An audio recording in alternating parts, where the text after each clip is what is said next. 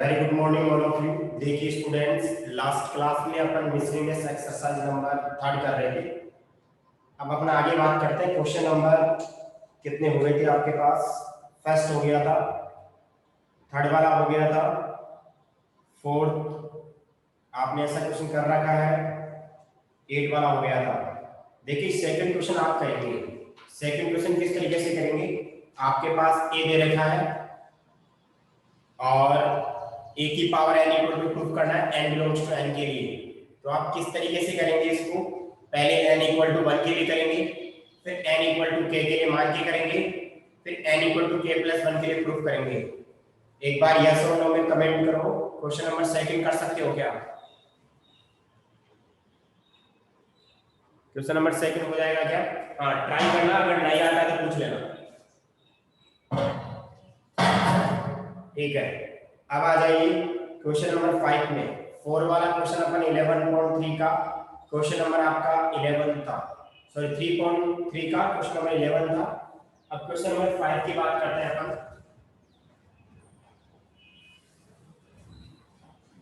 Question number 5 है आपका, so that matrix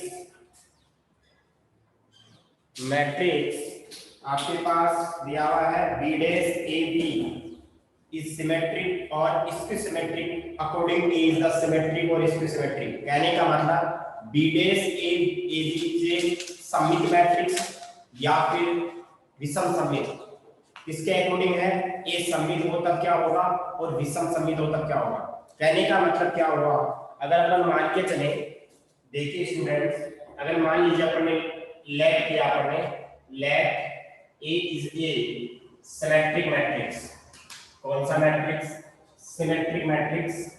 इसको हिंदी में क्या लिखेंगे? माना ए एक सममित मैट्रिक्स है, सममित मैट्रिक्स है। तो यहाँ पे इसका मतलब क्या हुआ? ए का ट्रांसपोज इक्वल टू क्या आएगा? ए आएगा। अगर कोई भी सिमेट्रिक मैट्रिक्स होता है तो उसका ट्रांसपोज उसके इक्वल आता है। ठीक है, पहली चीज तो ये है। दूसरी चीज यहाँ पे देखिएगा, आपको B dash A B proof करना है। आपको बी डैश ए बी लाना है कि ये सिमेट्रिक है या फिर स्क्विसिमेट्रिक मैट्रिक्स है, मतलब सममित है या फिर विषम सममित है। दैट मींस अगर आपने इसका ट्रांसपोज ले लिया, अगर यही वापस मैट्रिक्स आ जाता है, आपको पता है किसी भी मैट्रिक्स का अगर ट्रांसपोज लेते हो, अगर डैश लेते हो, अगर अंदर वाला मैट्रिक्स आता है वो कौन सा मैट्रिक्स होता है? सिमेट्रिक मैट्रिक्स, यानी कि सममित मैट्रिक्स होता है।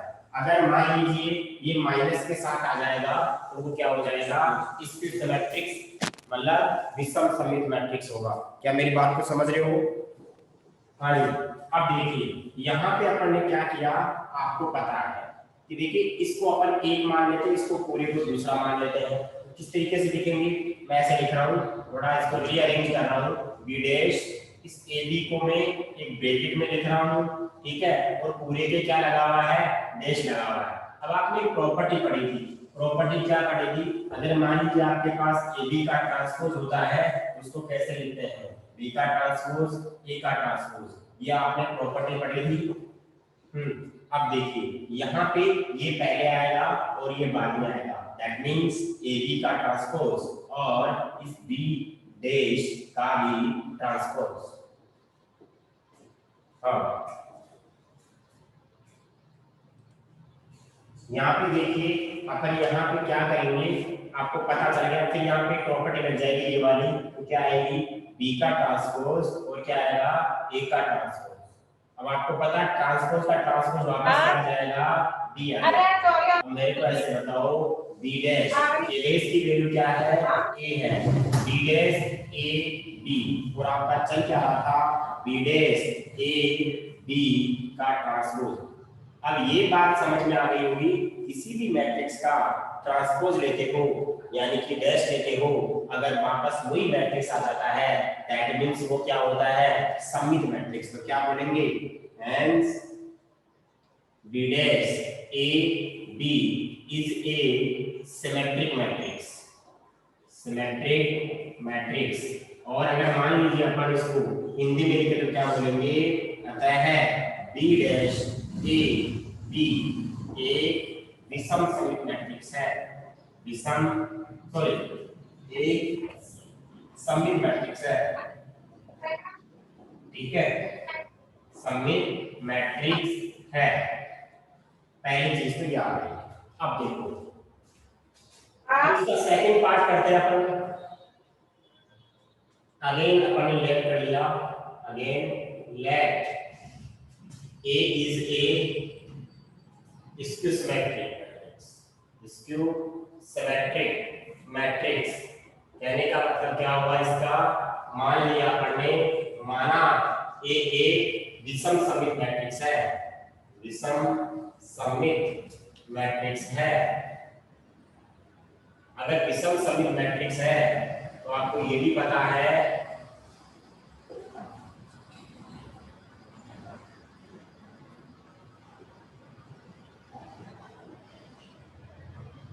विषम समित मैट्रिक्स है।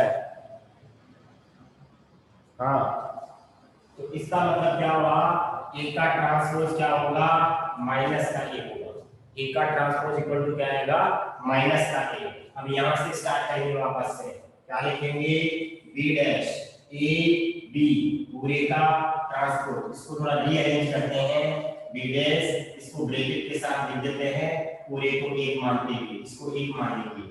अब ये तो पहले आएगा और ये बाद में आएगा। अब ये फिर b डैश पहले आएगा, a डैश बाद में आएगा। इसकी वैल्यू कितनी हो जाएगी, b। आपको पता चल गया a डैश की वैल्यू कितनी है, माइनस a है, तो बाहर क्या आ जाएगा, माइनस। बताओ अब की बार कौन सा मैट्रिक्स हुआ, विषम समित यानी कि स्क्यू सिमेट्रिक मैट्रिक्स। तो मैं इंग्लिश में लिख देता हूं, हिंदी में आप लिख देंगे, hence b dash ab is a skew symmetric matrix है।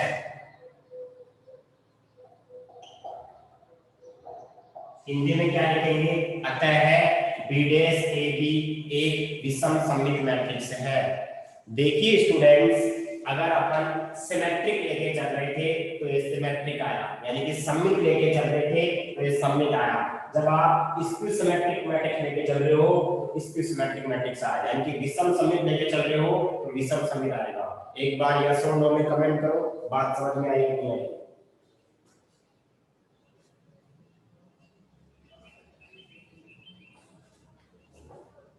हाँ, अब आप लोग इसका स्क्रीनशॉट ले लो, फिर अपन आगे बात करते हैं।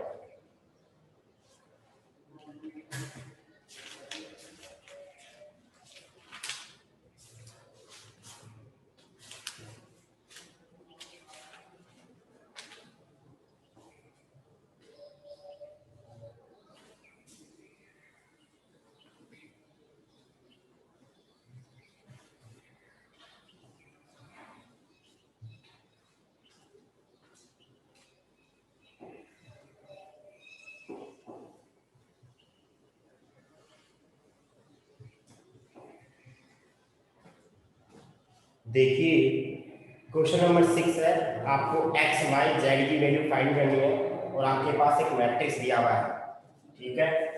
क्वेश्चन नंबर आपका 6 है, ये दे रखा आपको 0 2y z x y minus का z x minus y z। आपको कंडीशन देंगे a dash a equal to i, तो find the value of x y and z। x y z का मान ज्ञात कीजिए, ठीक है। आप मेरे को ऐसे बताओ a डैश की वैल्यू आप निकाल सकते हो, a डैश की वैल्यू कैसे आएगी, इसका ट्रांसपोज लेना है, रो किसमें चेंज हो जाएगी, कॉलम में 0 2y z x y minus z x minus y z, और a आपको पता है, इसको लगा दो 0 2y और ये z x y माइनस का z x minus y z equal to 1 0 0 0 1 0 0 0 1। This is the identity matrix. Okay. हाँ, अब देखिए अपन इस रो को, इस रो को, इस रो, तीनों रो को इस कॉलम से मल्टीप्लाई करेंगे। देखिए कैसे मल्टीप्लाई करेंगे, आपको सबको आता है। 0 को 0 से 0 आएगा, x को x से मल्टीप्लाई किया x स्क्वायर आएगा, x स्क्वायर आएगा। अब इसको मल्टीप्लाई करेंगे तो 0 हो जाएगा, ये कितना आएगा 2xy हो जाएगा, नहीं xy और माइनस xy और माइनस का xy। अब इसको मल्टीप्लाई करेंगे तो 0 आएगा, माइनस का zx, माइनस का कितना हो जाएगा ये zx और प्लस का zx। ओके, अब तीनों रो को इस कॉलम से मल्टीप्लाई करेंगे 0 हो जाएगा, ये कितना आएगा x को y से करेंगे तो xy माइनस का xy। इसको मल्टीप्लाई करेंगे 2y को 2y से मल्टीप्लाई करेंगे कितना हो गया, और y square plus y square plus y square. Okay, अब इसको मल्टीप्लाई करेंगे कितना आएगा, यहाँ से z वाले से करेंगे कितना होगा 2yz माइनस का yz माइनस का yz। इसके बाद इस रो को इससे मल्टीप्लाई करेंगे तो 0 प्लस का zx फिर xz माइनस का xz माइनस का xz प्लस का xz। अब इसको इससे मल्टीप्लाई करेंगे 2yz माइनस का yz माइनस का yz। इसको इससे मल्टीप्लाई करेंगे z स्क्वायर प्लस का z स्क्वायर प्लस का z square, this one z square और वैल्यू कितनी है 1 0 0 0 1 0 0 0 1। अब देखिए x स्क्वायर कितना हो गया 2x स्क्वायर।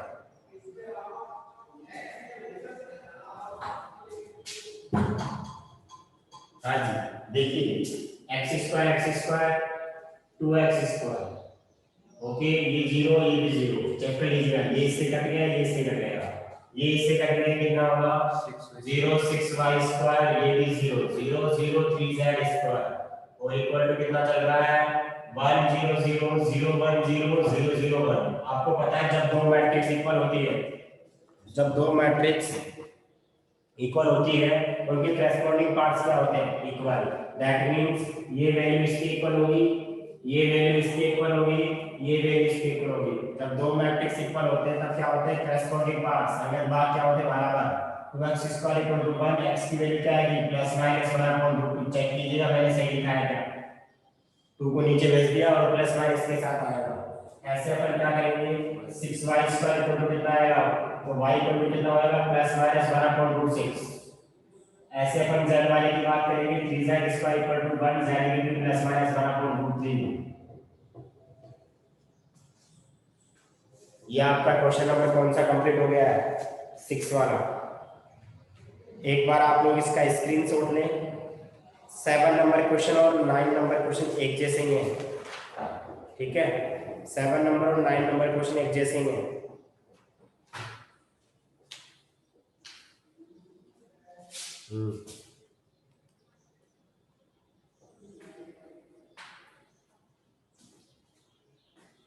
एक बच्चे का नाम आ रहा आरसी, ऐसे आरसी है,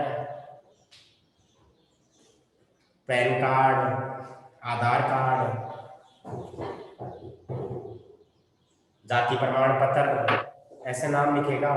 कास्ट सर्टिफिकेट, नाम तो पता नहीं खुद का क्या नाम है।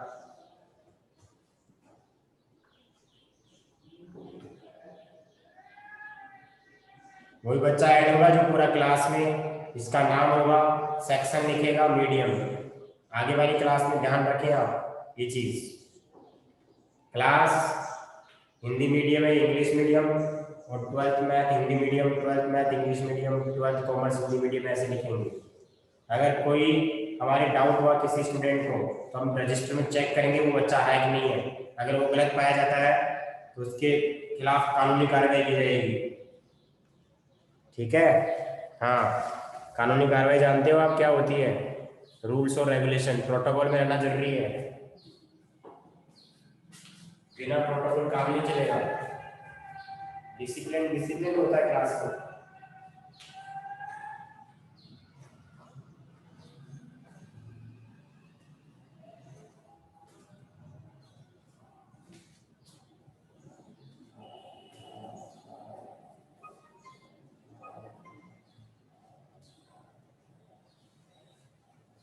जैसा क्वेश्चन नंबर 7 है वैसा ही क्वेश्चन नंबर 9 है।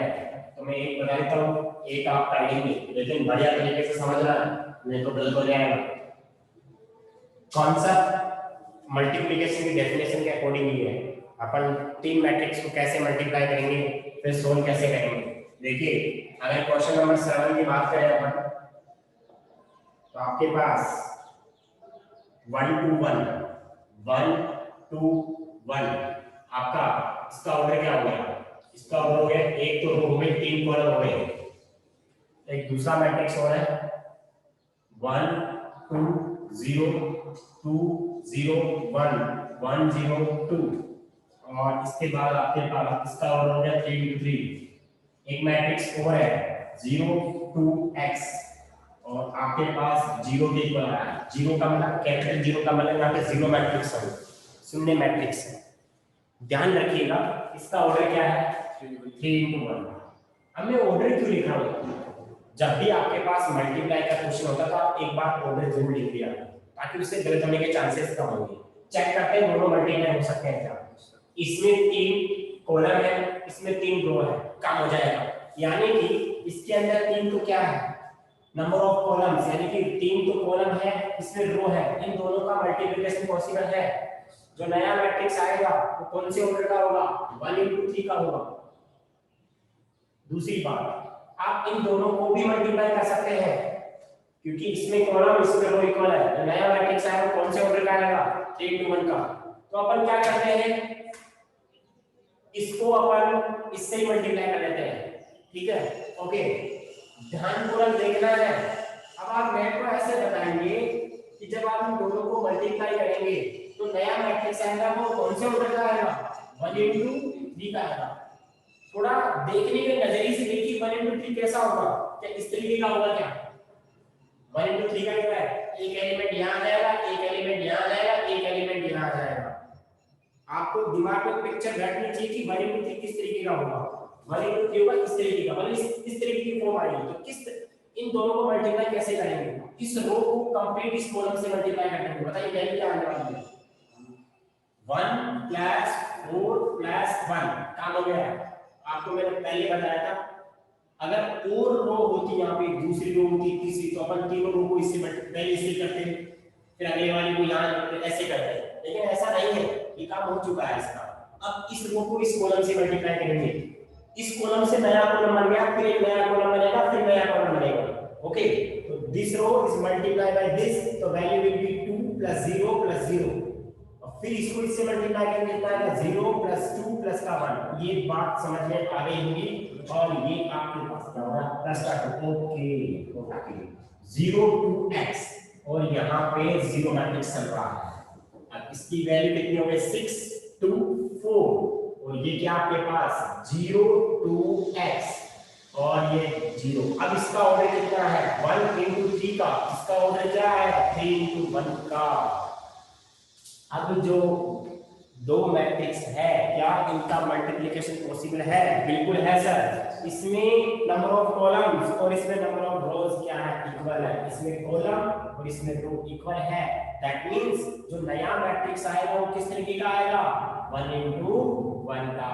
और आपको पता भी चल गया क्या करेंगे, अरे इस रो को पूरे से मल्टीप्लाई करते ही तो एलिमेंट आएगा, खत्म हो जाएगा मामला। तो क्या हो जाएगा अपन किस तरीके से करेंगे, इस रो को कंप्लीट इससे मल्टीप्लाई कर दो। 0 प्लस का 4 प्लस का कितना, ये हो गया आपका 4x, और ये आपके पास 0 चल रहा है। और 0 को आप क्या ऐसे 0 लिख सकते हो 0 मैट्रिक्स को, क्योंकि ये भी 1 into 1 का है और ये भी कौन सा है 1 into 1 का है। बताइए क्या है, ये कितना हो गया 4 plus 4x कितना हो गया 0। आपको पता है जब दो मैट्रिक्स इक्वल होते हैं उनके करस्पॉन्डिंग पार्ट्स क्या होते हैं इक्वल होते हैं।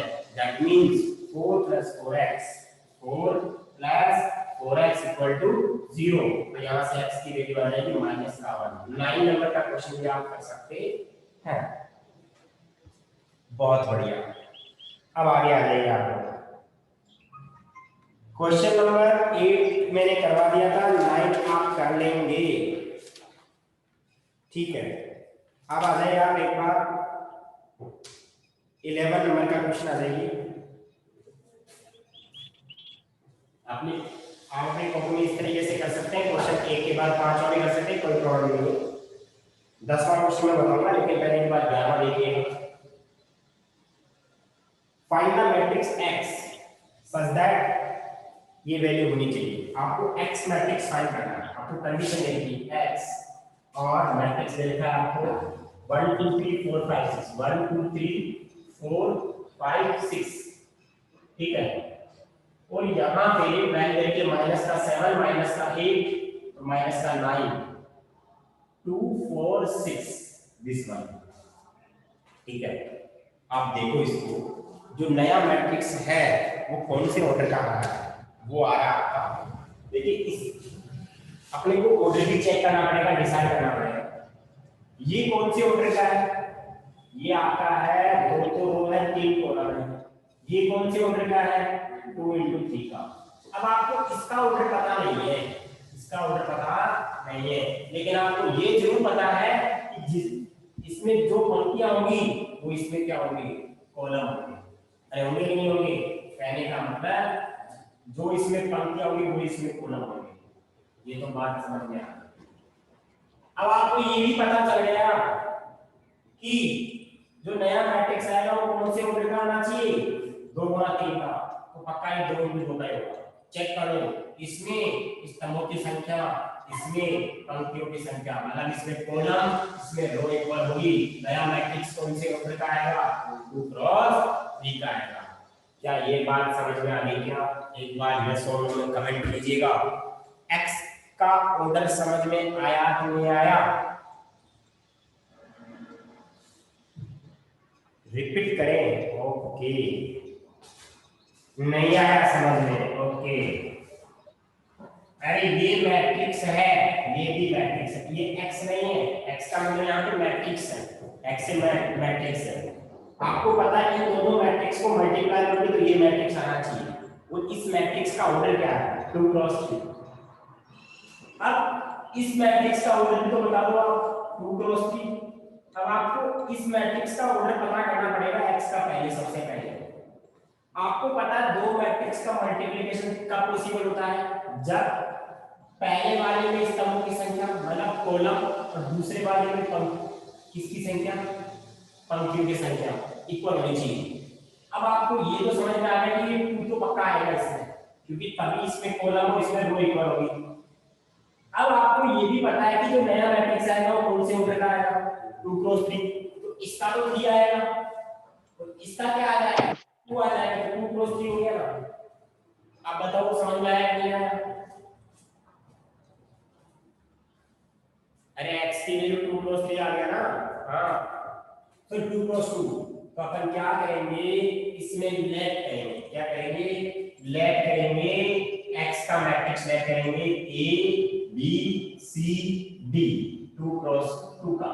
अब इन दोनों को क्या कर देंगे, मल्टीप्लाई कर देंगे, a b c d, और आपके पास 1 2 3 4 5 6 इक्वल में -7 -8 -9 2 4 6। आपको पता है इसका ऑर्डर 2 क्रॉस 3 का है, इसका ऑर्डर 2 क्रॉस 2 का है। जब दो मैट्रिक्स को मल्टीप्लाई करते हैं तो पहले वाले में क्या इक्वल होनी चाहिए, पहले वाले में कॉलम, दूसरे वाले में रो। कहने का मतलब क्या हुआ, जो नया मैट्रिक्स आएगा वो किस तरीके का आएगा, 2 क्रॉस 3 जैसा। अब देखने का नजरिया होना चाहिए इस टाइप का है, इस टाइप का है। तो कैसे करेंगे मल्टीप्लाई, देखिएगा, इस रो को उठाएंगे, इस कॉलम से मल्टीप्लाई करेंगे, वैल्यू कितनी आएगी बताइए, a + 4b। इस रो को उठाएंगे, इस कॉलम से मल्टीप्लाई, c + 4d। इस रो को उठाएंगे, इस कॉलम से मल्टीप्लाई, कितना आएगा, a + 2b ना 2a + 5b, 2a + 5b, फिर आएगा 2c + 5d, आगे आएगा 3a + 6d, आगे आएगा 3c + 6d, और इक्वल में -7 -8 -9 2 4 6। अब आपके समझ में आ गया होगा, जब दो मैट्रिक्स इक्वल होते हैं उनके करेस्पॉन्डिंग पार्ट क्या होते हैं, इक्वल होते हैं।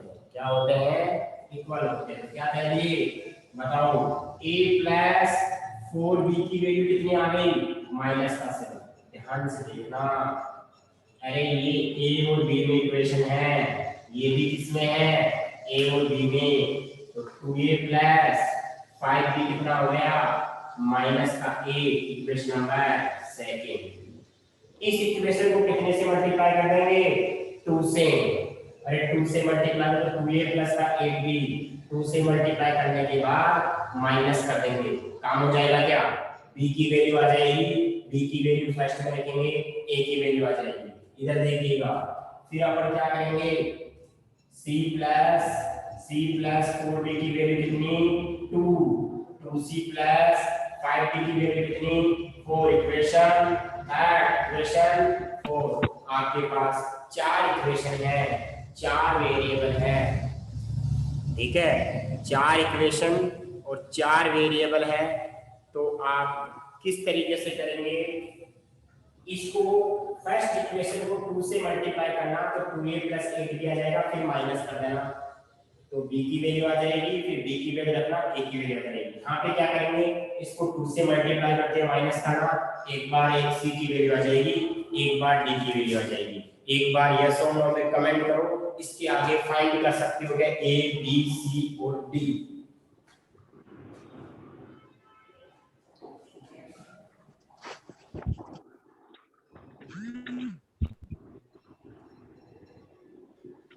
हाँ करना है कॉपी में, ऐसे नहीं खाली जगह छोड़ दो आप, जो क्वेश्चन आधा करवाता हूँ उसको कंप्लीट करेंगे आप, ठीक है। ऐसे बहुत ज्यादा क्वेश्चंस करवा दिए अपन ने, तो आराम से कर सकते हो इसको।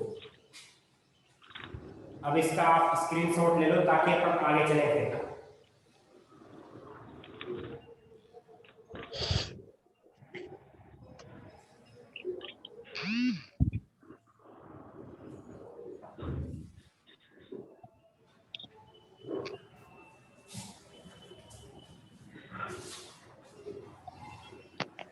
चले, हाँ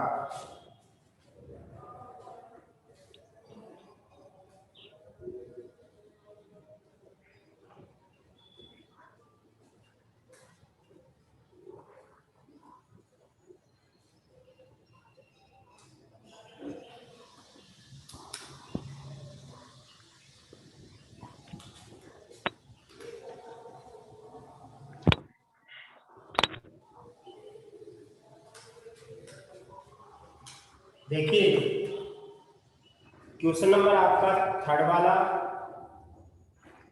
10 वाला और 12 वाला ये कल बताएंगे, और 3 ऑब्जेक्टिव क्वेश्चन है, इनको अभी कर लेते हैं, ठीक है। हाँ ये तीनों क्वेश्चन कल करवा देंगे, 3rd वाला, 10 वाला और 12 वाला। यहाँ पे क्वेश्चन नंबर 13 देखिएगा, 13 नंबर क्वेश्चन क्या है, ए की वैल्यू क्या है alpha beta gamma minus alpha.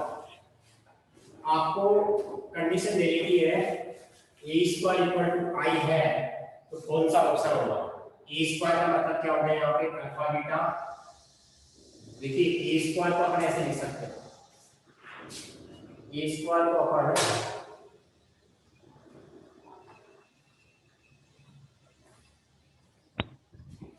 ए स्क्वायर को अपन कैसे लिख सकते हैं, ए इंटू ए इक्वल टू आई। ए की वैल्यू क्या होगी अल्फा बीटा गामा माइनस का अल्फा, और अल्फा बीटा गामा माइनस का अल्फा, आई की वैल्यू क्या होगी 1 0 0 1। तो यहाँ मल्टीप्लाई करेंगे इस रो को इस कॉलम से, अल्फा स्क्वायर प्लस का बीटा गामा, इसको इससे मल्टीप्लाई करेंगे तो क्या आएगा alpha gamma minus alpha gamma, इसको इससे मल्टीप्लाई करेंगे तो alpha beta minus beta alpha, इसको इससे मिल जाएगा beta gamma plus alpha square, और ये क्या चल रहा है 1 0 0 1, कितना हो गया alpha square plus beta gamma alpha gamma minus alpha gamma. अच्छा ये 0 हो गया, ये 0 हो गया है, ये भी 0 हो गया है, alpha square plus beta gamma equal to 1 0 0 1। देखो आप ये दोनों सेम चीज है।